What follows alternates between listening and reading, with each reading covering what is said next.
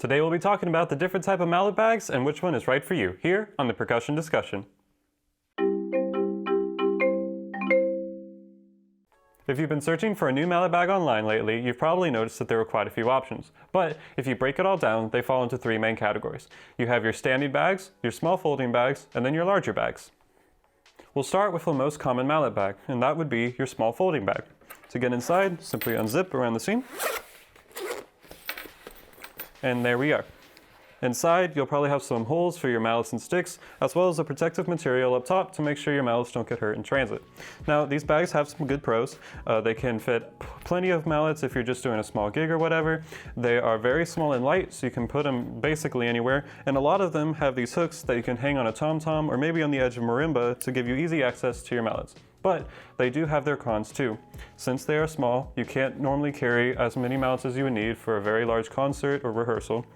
And also, when you fold them, the heads of your mallets will rub up against each other in transit, which may actually hurt them over time.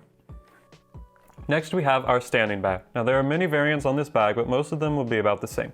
If we go ahead and open up the top, we can look inside, and you'll see that there's a grid in there to separate your sticks and mallets, as well as many pockets around it that can hold small accessories, like a drum key or a tuner.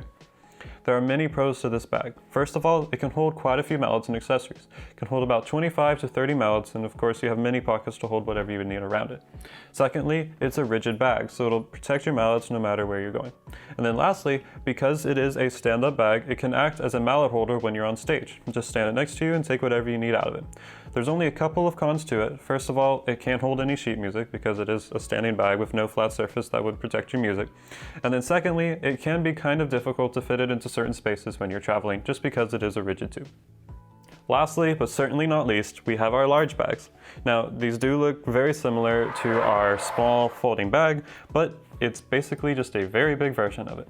If we go ahead and open it up, you can see just how much room you have for your mallets. It is massive. Some of them will have these loops up at the top so you can hang it down from a marimba and use it while you're playing.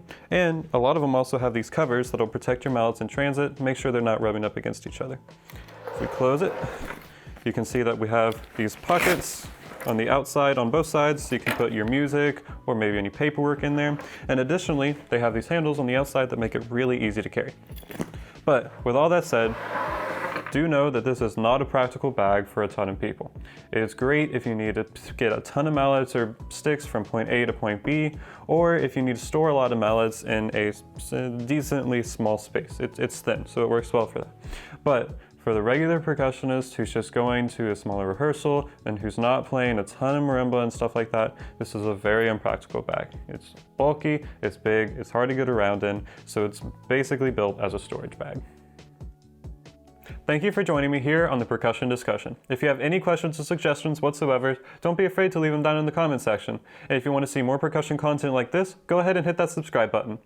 Take care. Goodbye.